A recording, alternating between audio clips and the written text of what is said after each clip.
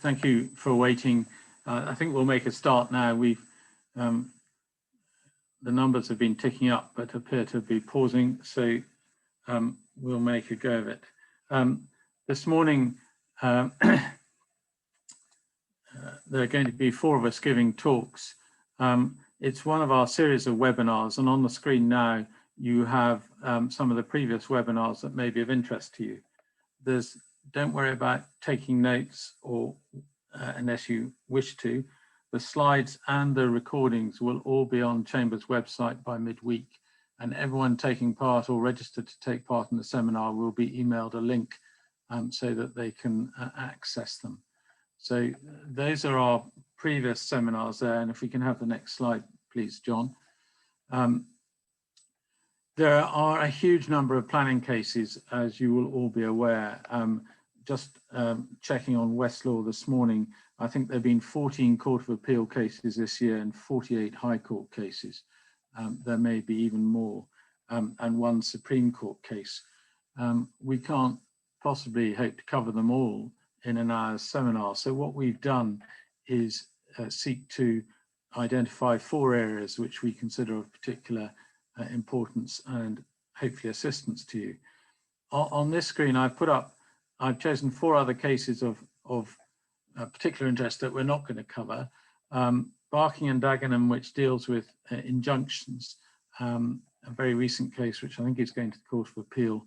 And I've also included a link to a very useful note in it on our website. Monk Hill dealing with interpretation of the framework in AOMB, Gladman dealing with tilted balance, and Hudson dealing with habitats assessment and failure to carry out. There are obviously a lot more, many more other cases, but we don't have time to cover them all. So the 4 of us this morning are going to, in the following order, cover these cases. I'm going to deal with very recent Supreme Court case at the end of last year, the Heathrow Airport case. Ruchi is going to deal with cases on climate change. Ryan will then deal with public sector equality duty and planning.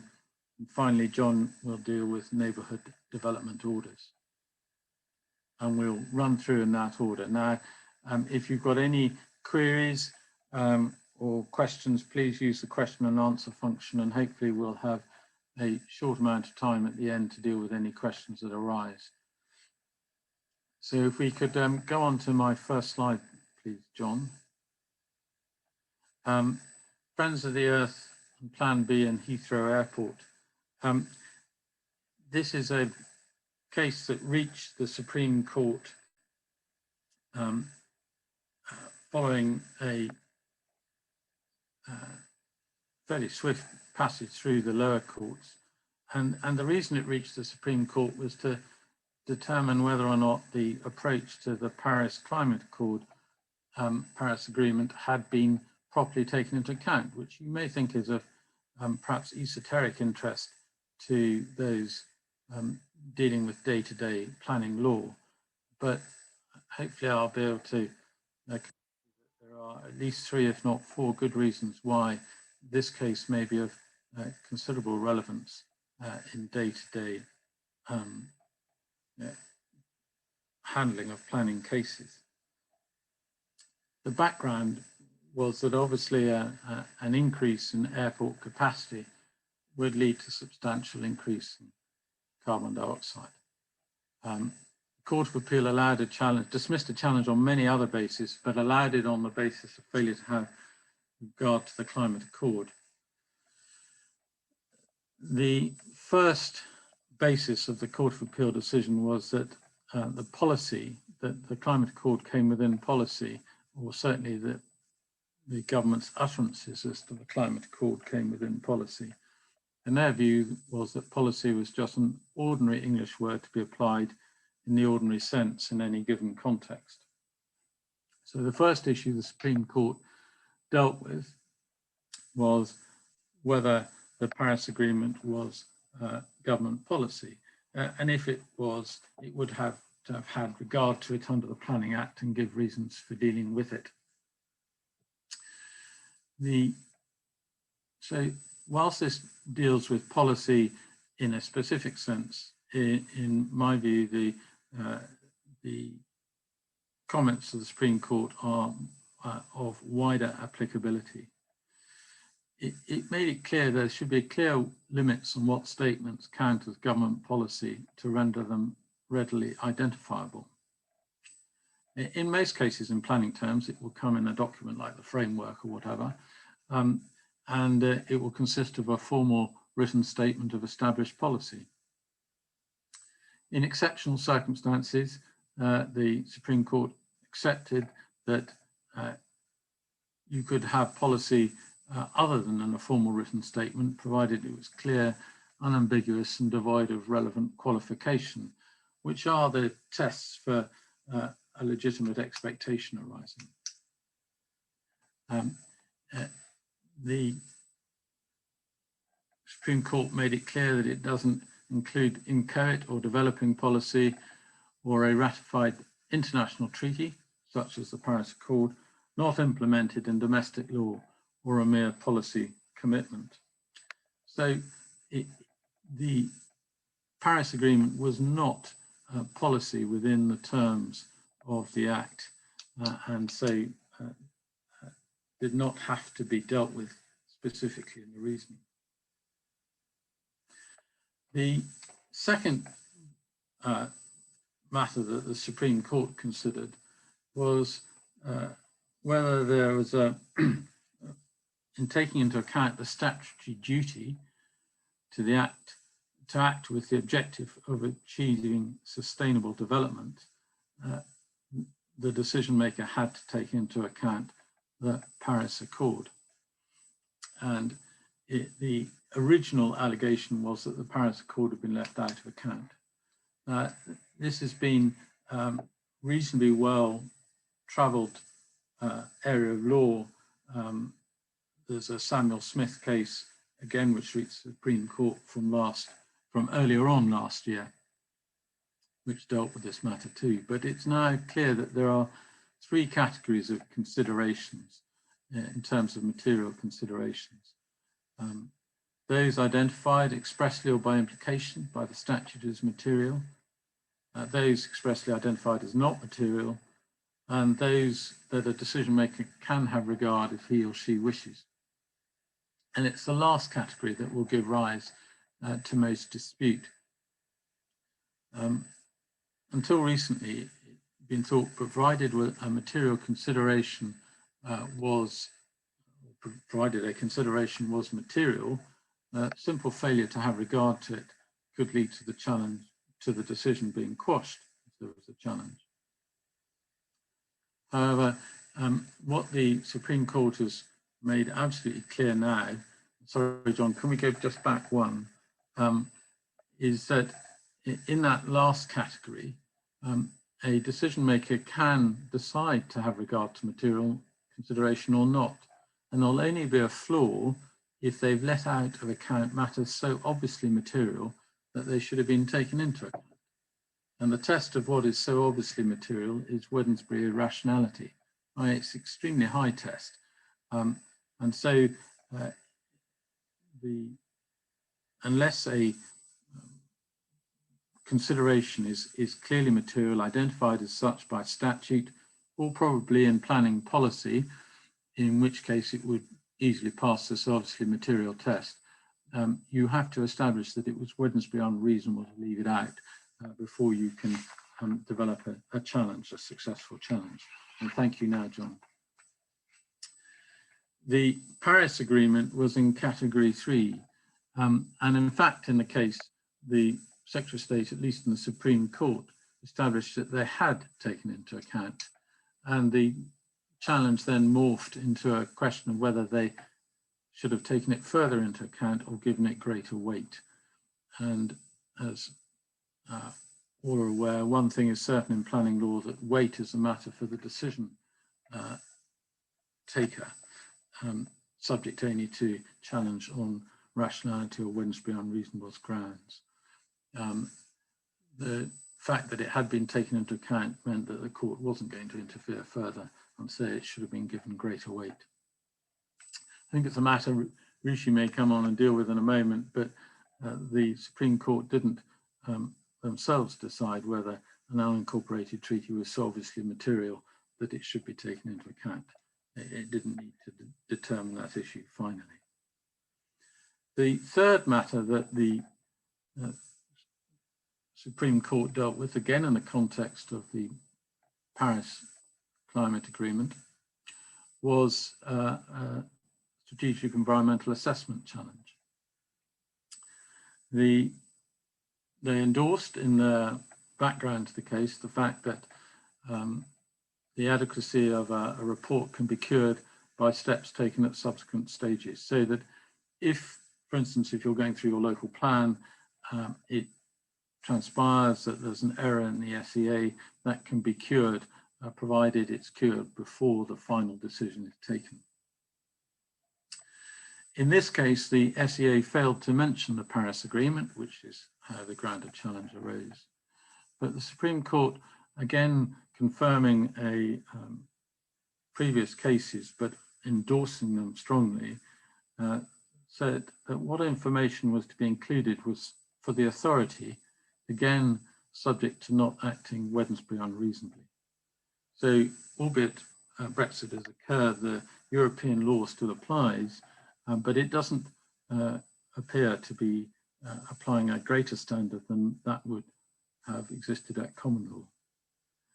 And the final point to make under this challenge, and in respect of all European challenges, is that the court endorsed the fact that there should be no unduly legalistic approach taken. And on the next slide, I've set out the quotation from an Advocate General in an earlier European court case that the Supreme Court felt should be given prominence. So the context is where complex assessments are required. The Supreme Court endorsed the fact that there should be a limited judicial review of action which that authority alone is entitled to perform. Otherwise, the authority's freedom of action would be definitively paralysed. And one can see this as another example of the Supreme Court and indeed the Court of Appeal trying to limit the seemingly endless challenges based on European law and trying to put some sense of perspective on them. So those are the three main bases, and that last point, potentially a fourth, to glean from a case that ostensibly just on the Paris Climate Accord. The fourth ground was fact specific, and I won't take time dealing with that today. So those are three overarching matters to take forward when considering planning challenges in the future. I shall now pass over to Ruchi to deal with climate change.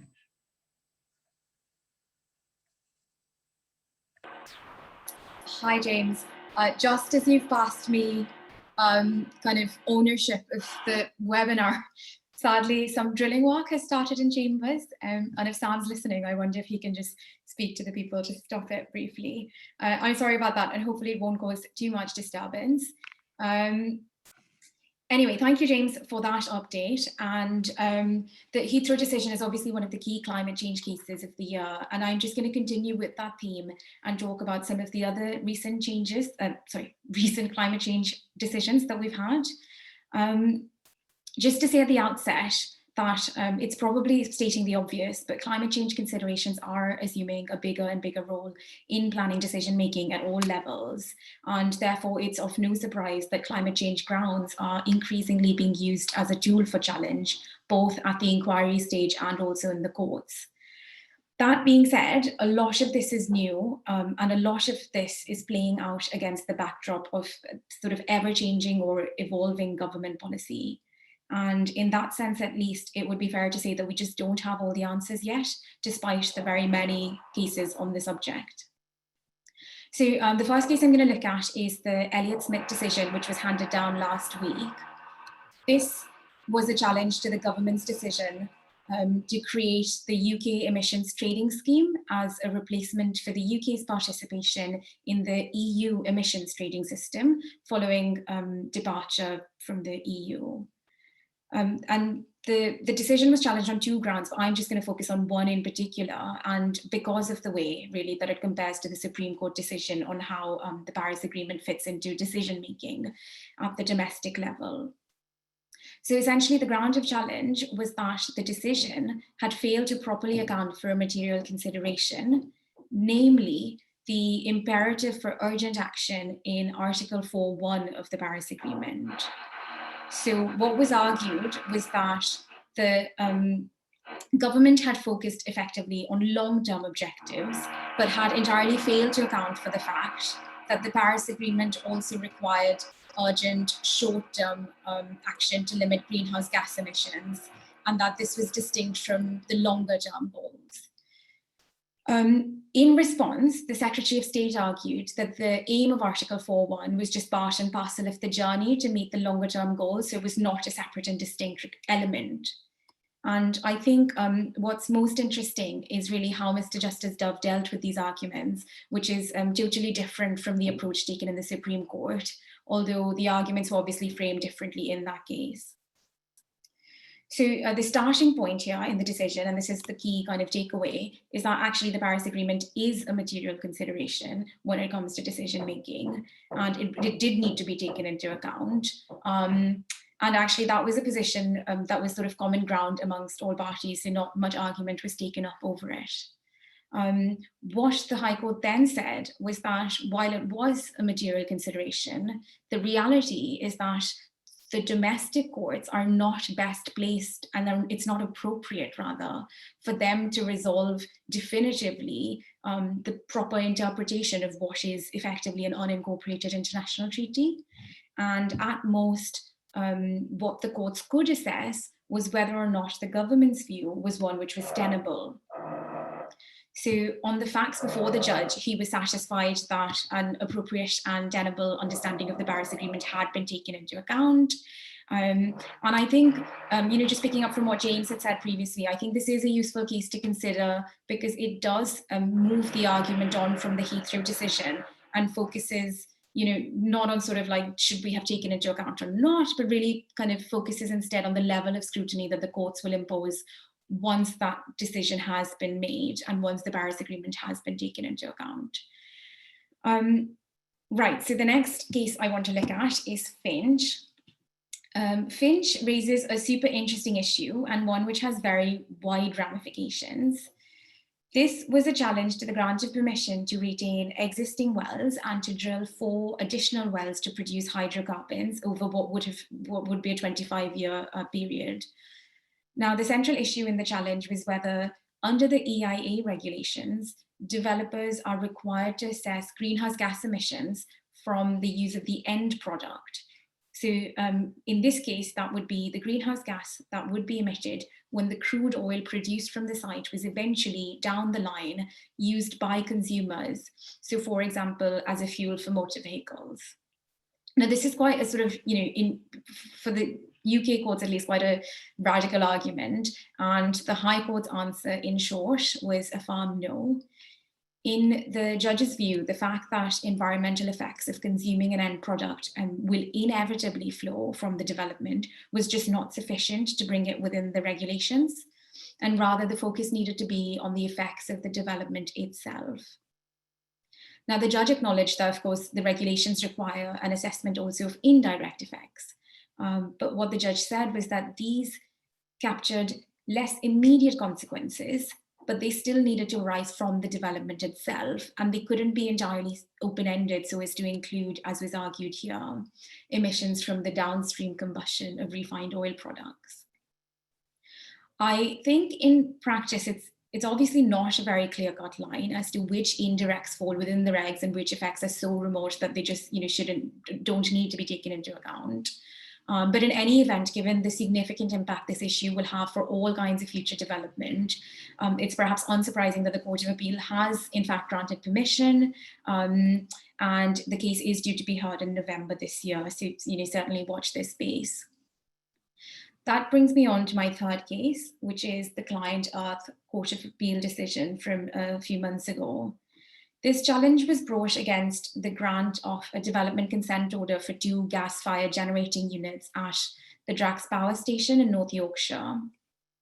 And interestingly, this was one where the examining authority that actually examines the proposals had in fact recommended refusal, but the Secretary of State nonetheless granted the development consent order on the basis that the contribution to the identified need for CCR fossil fuel generation, which was sort of embedded in the policy, outweighed the significant adverse impact from the greenhouse gas emissions. The relevant policy here was EN1, which is the overarching national policy statement for energy. And the central issue was whether the Secretary of State had properly interpreted it, both in terms of what is the identified need for these kind of energy projects, and in terms of the impact of greenhouse gas emissions. Both the High Court and the Court of Appeal agreed with the Secretary of State's assessment, and the challenge was unsuccessful. But that being said, there is an interesting shift from the High Court to the Court of Appeal in terms of the role of greenhouse gas emissions in these kind of national infrastructure projects.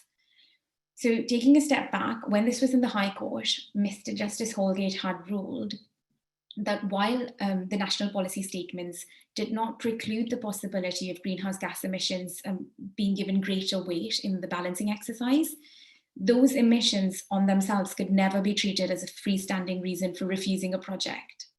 But the Court of Appeal has actually departed from that particular line of reasoning and specifically held that greenhouse gas emissions could, in a particular case, be the decisive factor, whether or not there were any other adverse impacts that had been identified, but that this would always be a matter of weight for the decision maker alone.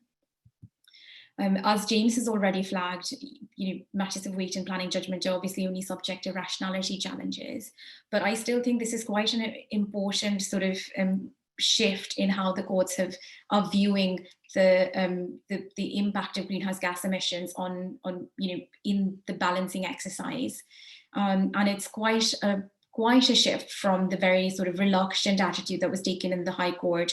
So again, this is the sort of development that people will need to watch and see whether it translates into other fields as well, and indeed, when interpreting the NPPF. So finally, I just thought it useful to mention the Stansted Airport inquiry. Now I'm aware that this is not a court decision, but it is a decision of the Secretary of State's panel of inspectors. Permission has now been granted for the airport expansion. And the reason I flag it is because one of the main issues at inquiry was the impact of the development on climate change. The relevant policy background here was a policy document entitled Making Best Use of Existing Runways. And incidentally, it was published on the same day as the Airport National Policy Statement, which was under scrutiny in the Supreme Court Heathrow decision. So when the inspectors came to look at the climate change arguments, they noted at the outset that actually since the policy had been adopted, the UK's sort of goalposts had shifted quite a bit. So the UK had, the government under the Climate Change Act had amended its targets. They'd introduced net zero by 2050. They'd also set in place an additional target of sort of intermediate reductions by 2035. But even taking all of that into account, the inspector said that the Making Best Use policy document remained government policy. It hadn't been amended. It had to be given great weight. And that actually the inspectors felt that there were a range of options that the government might employ to meet the new climate change targets. Aviation was just one factor, or one sector rather, to be considered. And on that basis, they were satisfied that they would give great weight and sort of full weight to the policy document, notwithstanding that the actual targets for implementing the Paris Agreement had in fact moved on. The second argument I'll just touch on very briefly was about the impact of non-CO2 emissions. This was actually one of the other sort of subsidiary points that was raised in the Supreme Court in the Heathrow decision. And much like the Supreme Court, the inspectors just kind of took a step back and said, look, non-CO2 emissions and their impact are just not fully understood. There's no significant there's significant scientific uncertainty about how this all should be accounted and mitigated. And so they just didn't engage with those arguments at all. So there we are. We've got the airport expansion has the green light, but we are still within the 6-week period for challenge. And as I understand it, I think that that's sort of happening in the background. And this is another one that we might see crop up in the courts very shortly. So just on a final note, I will just re-emphasize, as is probably obvious from these decisions, that this is all shifting territory and certainly a space that we will need to watch to sort of understand where the courts land on some of these sort of big issues. And on that very uncertain note, I will pass over to Ryan, who will no doubt give you sort of firmer and more certain answers on his topic. Thank you very much, Ruchi. So for my part of this talk, I have selected 3 cases that have appeared recently from the higher courts, which make clear the ongoing relevance of equality law in planning decisions. Now, many of you will be aware of the public sector equality duty and its relevance generally to public law decision making. But what's been interesting is that certainly in the last 6 months, we've seen a bit of a renaissance in these arguments in the context of planning challenges with varying degrees of success. But it's important that it's on all of your radars, both for those advising developers and those advising government, because the courts have certainly wisened up to the existence of the duty and the need to identify the rigor in the decision making to make sure that the duty has been discharged properly. So the first decision I want to talk to you about is that of Danning. That's Danning and Sedgemoor District Council. This is a judgment that was handed down on Thursday last week. And it is an interesting example of a challenge under the Public Sector Equality Duty. So that's section 149 of the Equality Act 2010. And just briefly reviewing what that requires. So that section requires a public authority in the exercise of their public functions to have due regard to certain statutory equality aims. And that includes the need to eliminate discrimination between those who hold a protected characteristic and those who do not hold it. Now, it's important to remember that while the public sector equality duty is a duty of process, so not to achieve a particular outcome, it's a duty of process, it is a substantive duty. And that means that it requires the decision maker not only to be aware of the duty and to the matters which bear upon its exercise, but also to demonstrate consideration of the impact of that duty with an open mind and on the basis of a proper appreciation of any risks and the extent to any adverse impact of the decision on any relevant equality objectives. We know from the case of Buckley and Bath and North Somerset Council in 2018 that a failure to draw members' attention to the harmful effects of a planning decision on those with a relevant protected characteristic is a material error of law. Crucially, the public sector equality duty is of course a duty for the decision maker alone. It simply cannot be delegated. Now, on the facts of the case on the slide, the claimant, Mr. Danning, sought to challenge the decision of Sedgemoor District Council made by its planning committee to grant planning permission for the change of use of the Panborough Inn, which is pictured on the slide, from a public house to a residential dwelling. By way of background, the application had been locally contentious. The Panborough Inn was a successful Somerset pub in the 80s and 90s, but by 2014 it had closed. There were efforts to reopen the pub between 2016 and 2019, but those were unsuccessful, and the pub remained closed at the time of the LPA's decision. The planning committee had received 45 representations when considering the application, and of which 44 were objections. Notwithstanding that, they ultimately granted permission on the 10th of November 2020. Now, the challenge was brought on 2 bases. Firstly, that the planning committee had been misdirected as to the requirements of the local plan, which explicitly made reference to the need to consider evidence of local community consultation, and also the requirements of the neighbourhood plan, which required the need for proposed change to be demonstrated. Now, Mrs. Justice Steyn found that although there had been no breach of the neighbourhood plan policy, there was simply no evidence before her to demonstrate that the local community had been consulted about the permanent loss of a public house. So before considering the question of relief, she then went on to consider whether there had been a breach of the public sector equality duty in addition to that local plan policy breach. Now, so far as the public sector equality duty was concerned, it was not in dispute that there was no reference to the public sector equality duty in any of the material before the planning committee, and there was no note of the discussion of the impact of that duty in the committee's reasoning. The claimant submitted, Mr. Danning submitted, that there was no evidence that the planning committee had asked itself whether the decision could have any implications for the matters set out in section 149 of the Equality Act 2010, although interestingly, he didn't identify which of those protected characteristics might be relevant. Now, although the loss of a community facility falls upon the community generally, Mr. Danning contended that the effect of the impact could be different for those with protected characteristics. So the loss of a community facility like a pub could have a negative impact on public sector equality duty in the public sector equality duty terms, and that was a matter that the planning committee was required to consider.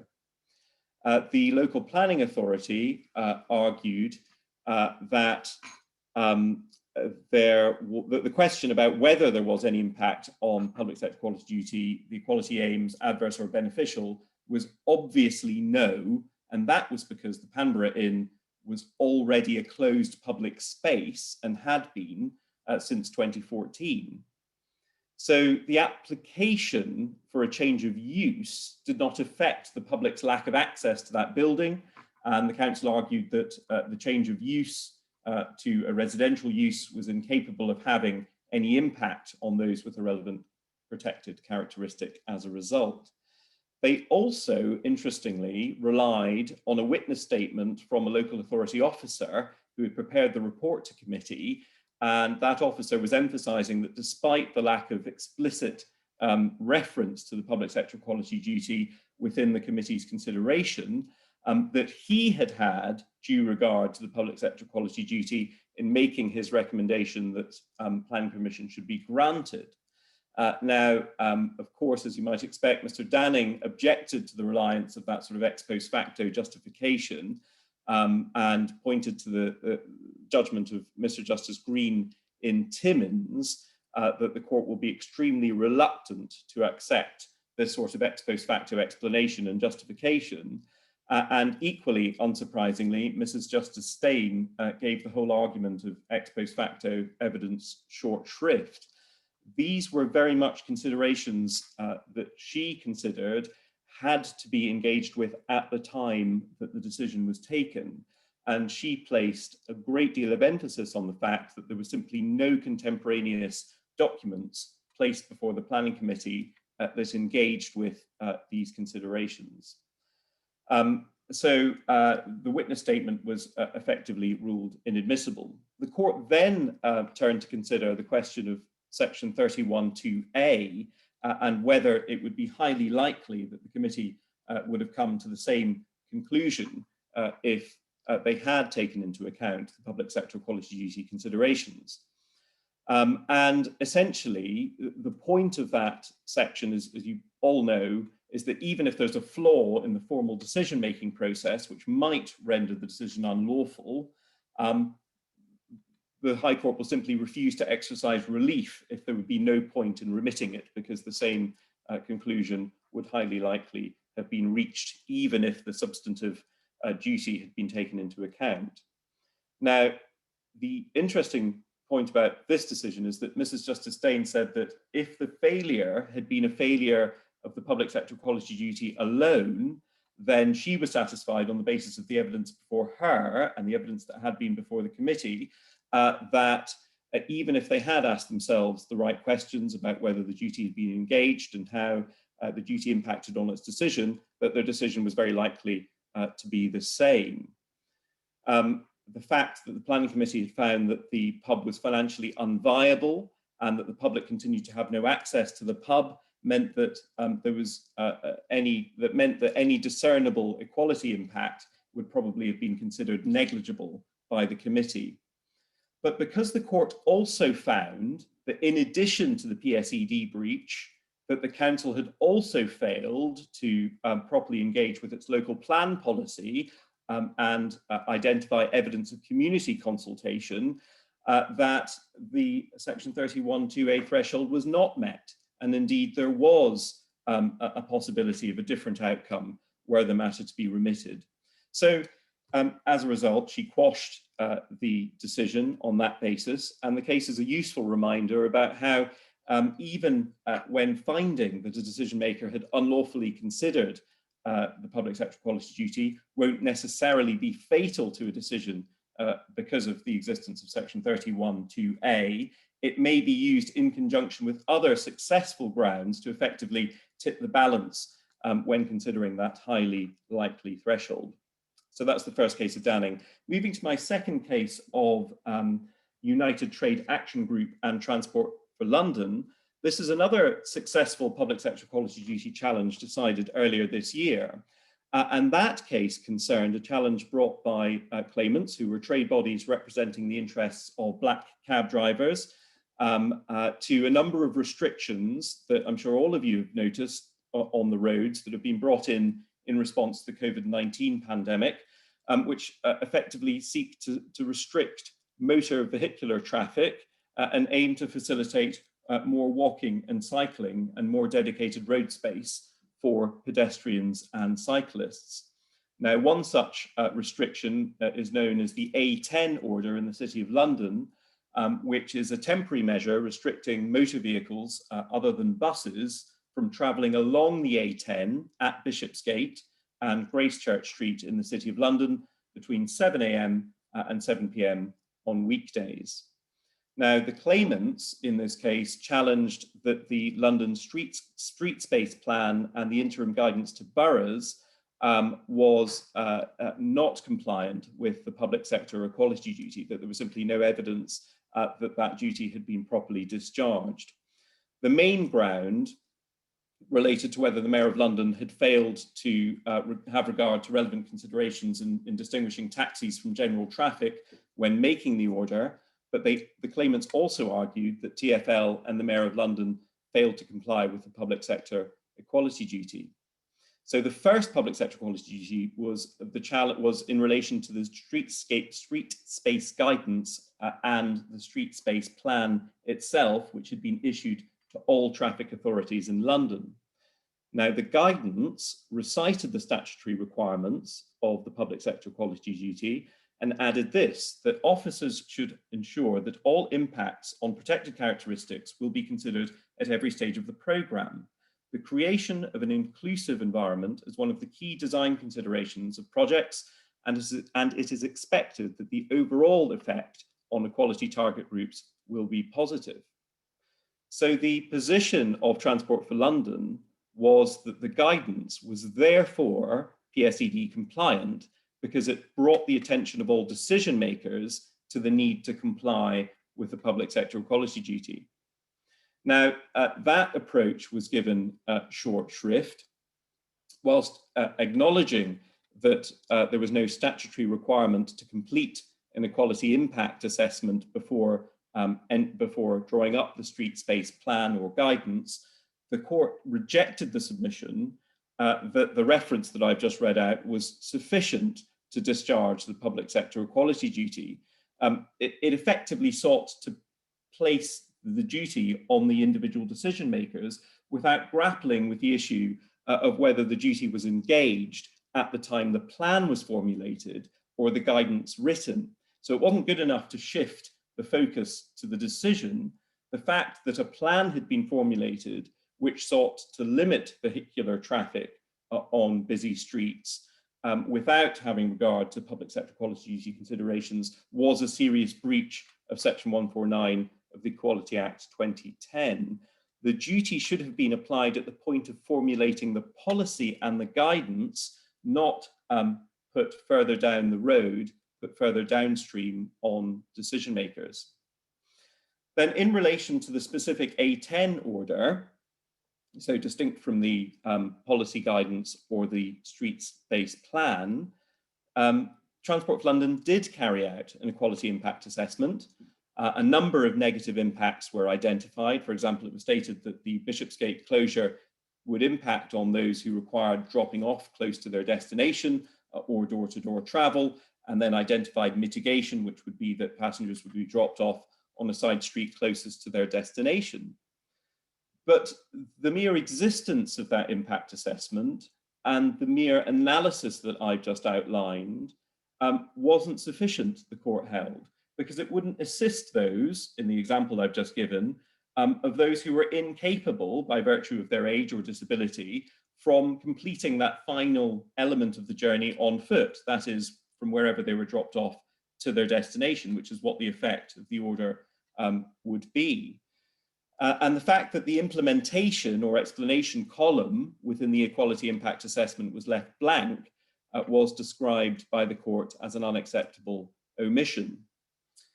So it's sort of unsurprising that the court found that the equality impact assessment relied upon by the defendants was insufficient, and the claimants succeeded in challenging the A10 order on that ground. Now, I've included the words of Mrs. Justice Lang, which I won't read out, but allow you to refer to them, concerning the problems with the impact assessment.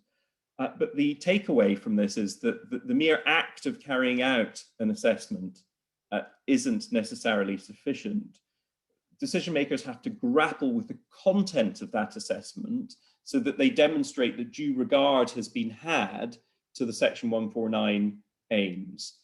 There has been an appeal to the Court of Appeal, which remains outstanding. So we'll watch for that. Turning now to the final case I want to talk to you about, and that's the decision in the High Court of the Crown on the application of Paula Fraser and Shropshire Council. This was a judicial review brought against a local planning authority who granted planning permission for the development of sheltered residential units together with a health centre and a community hub. A number of grounds were brought which related to the compatibility of the local planning authority's approach to the amount of open space in the proposed development with the development plan. But I'm going to focus on the two grounds which engage the aspects of discrimination law. Now, firstly, the claimant submitted that the council had directly or indirectly discriminated on the grounds of age or disability by permitting the proposed development to provide less open space than it would have required for a development serving a younger or less or able-bodied population. And the council failed to demonstrate that that was a proportionate means of achieving a legitimate aim.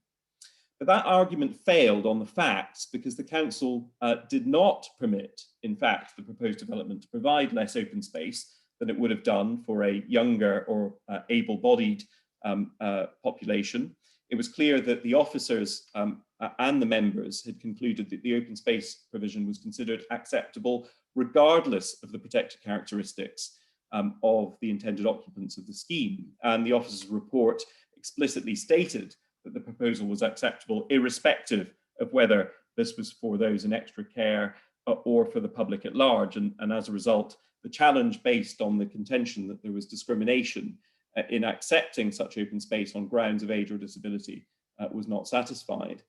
In the second equality ground that the claimant relied upon, they said that the public sector equality duty had been breached, and specifically that the council had failed to carry out its public sector equality duty, as it simply stated that the duty had been applied, and specifically it was said that the council had not undertaken an assessment of the needs of people with the protected characteristic of age and disability as to their needs for a specific quantity of open space or the harm that would be caused by not providing them with a certain quantity of open space.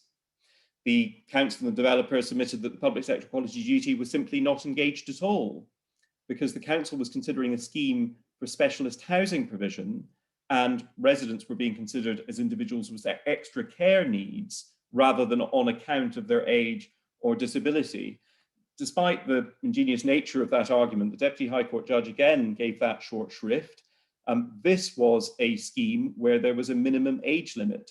Age was clearly a protected characteristic, which was engaged, and it was held to be an artificially constrained approach that the council had taken to the public sector equality duty.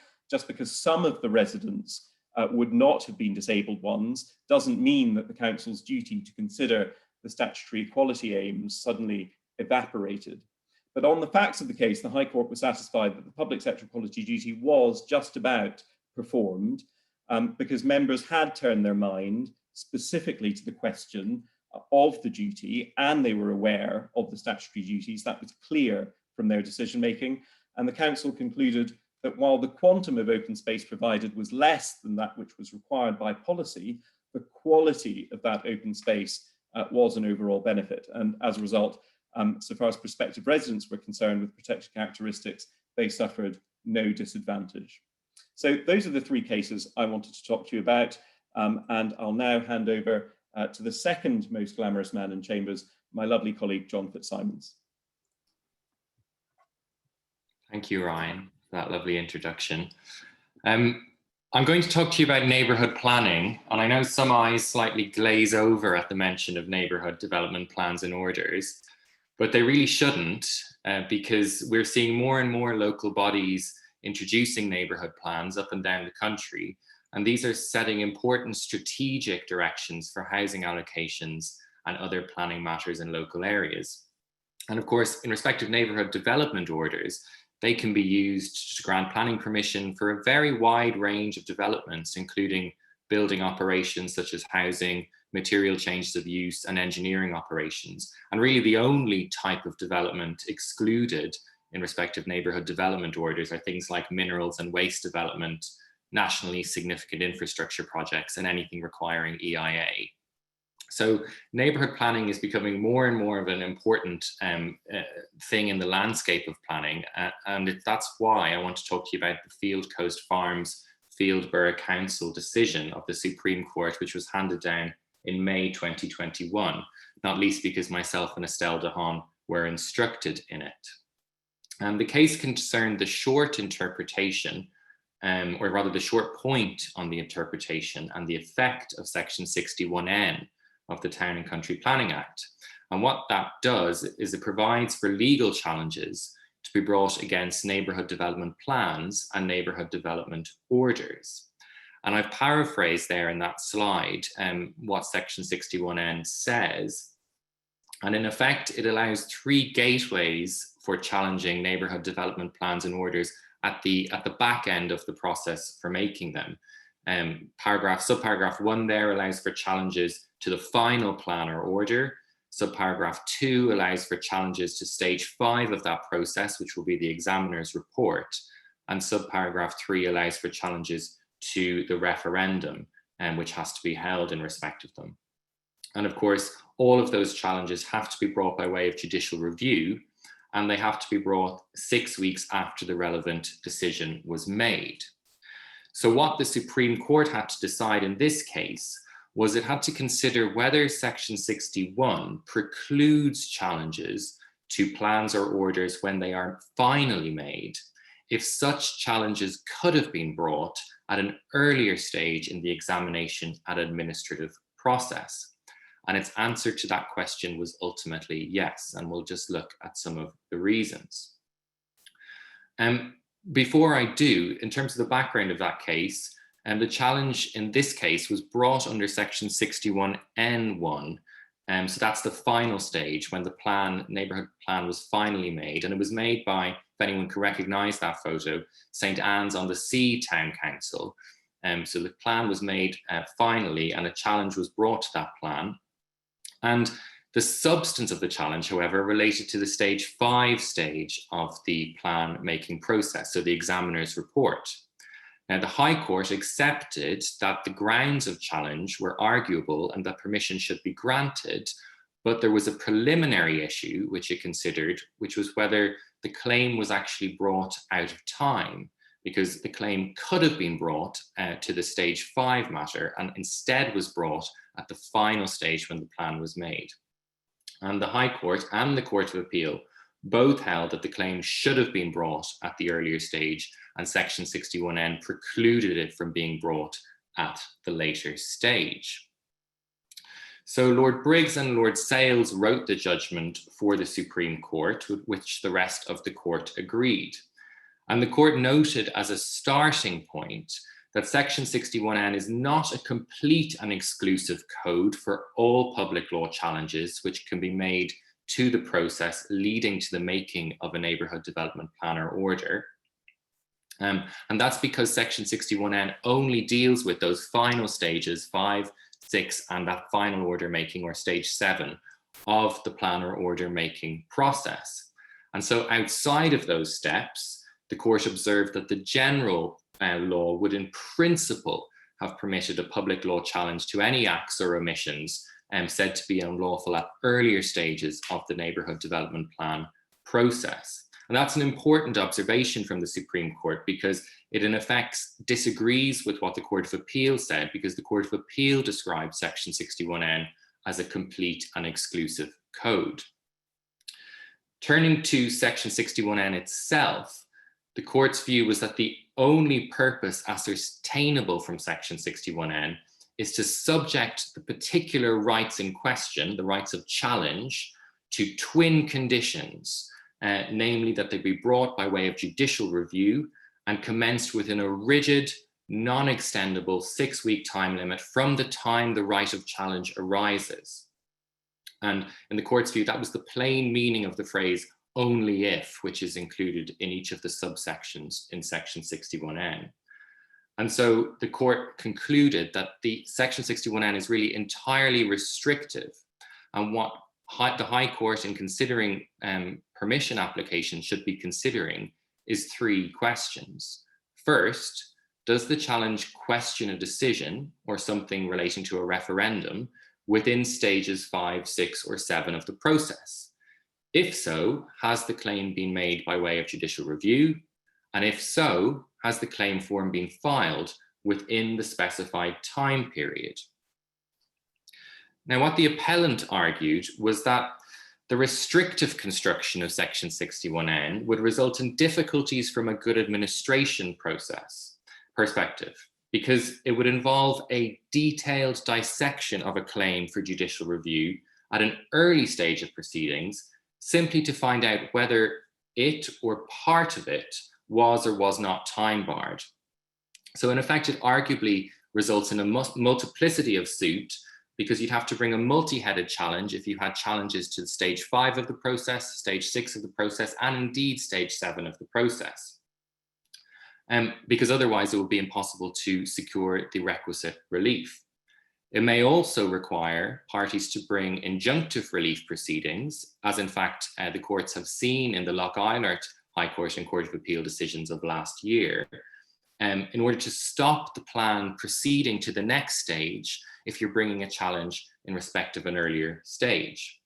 And finally, the appellant also argued that the restrictive approach to Section 61N risked causing serious injustice to ordinary residents engaged in the planning process up and down the country, who are being asked to bring a challenge, say at stage 5 of the process, before they actually know whether their private rights will be affected when the plan is finally made at stage 7 of the process.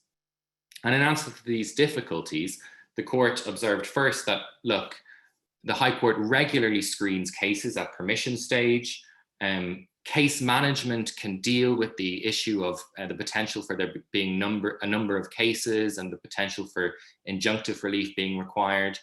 And in terms of the challenge early issue, this idea that residents will be asked to be challenging early before they know if their rights are effective, the court effectively said, look, challenge early is a problem, but Parliament has struck a balance in its approach, and the court has to respect it.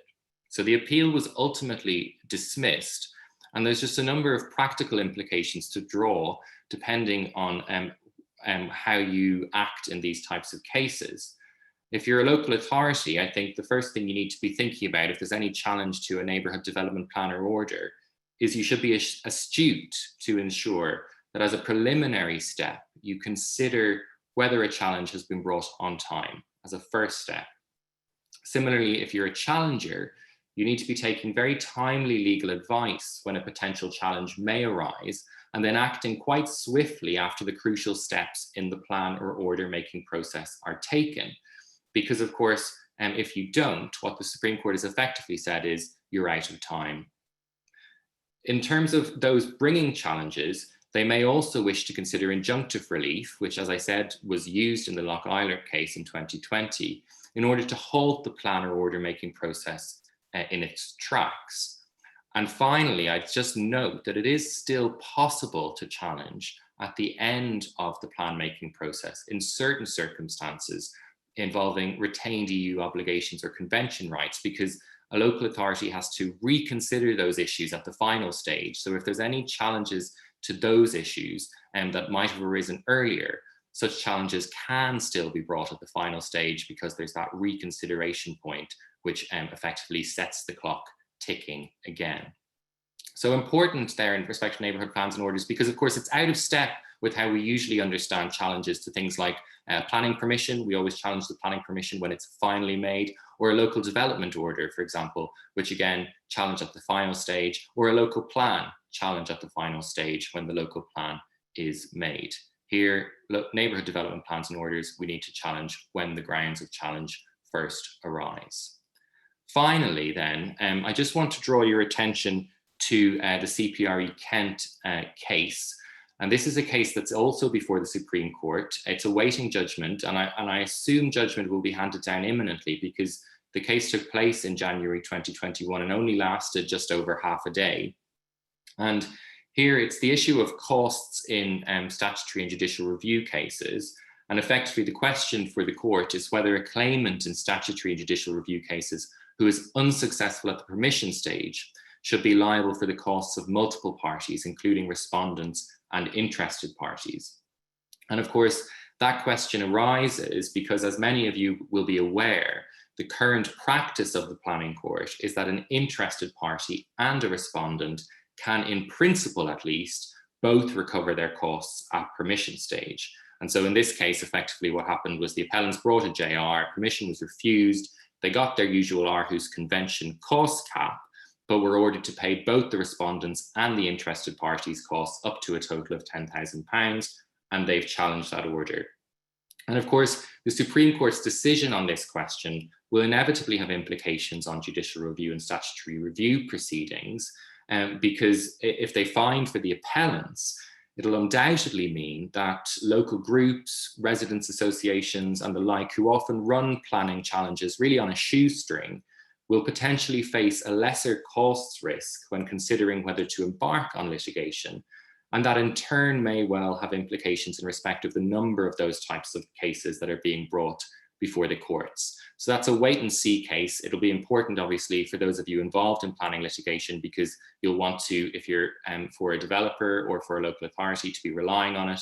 And if you're for someone who brings these types of challenges, you will, of course, want to rely on it to ensure that you're not paying two sets of costs if the finding goes in the way of the appellants. So I'll hand back to James now. I'm conscious of the time, and there may be some questions. I'm not sure, I haven't seen the Q&A. Are there, James? No, no questions. So thank you very much, John and Ryan and Ruchi. If you want to turn on your screen, that you've all been so comprehensive that nobody has any questions. And given we finished roughly on time, I don't think we'll have a further discussion amongst the panel. Those are all very interesting talks, and so thank you very much indeed. Just to remind those listening, if they didn't hear my introduction, the slides and the recording will be available on Chamber's website midweek, and a link will be emailed to all those who have registered for this series, even if they haven't taken part. I've just seen one question coming in. That was, is there any specific legislation, case law controlling the submission of a planning application and listed building application to be submitted together at the same time when both are required?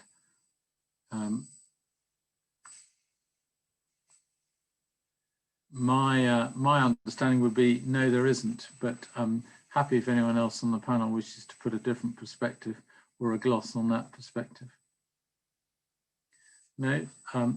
Well, thank you all very much. And that's the end of the seminar this morning. So good afternoon to you. Bye now.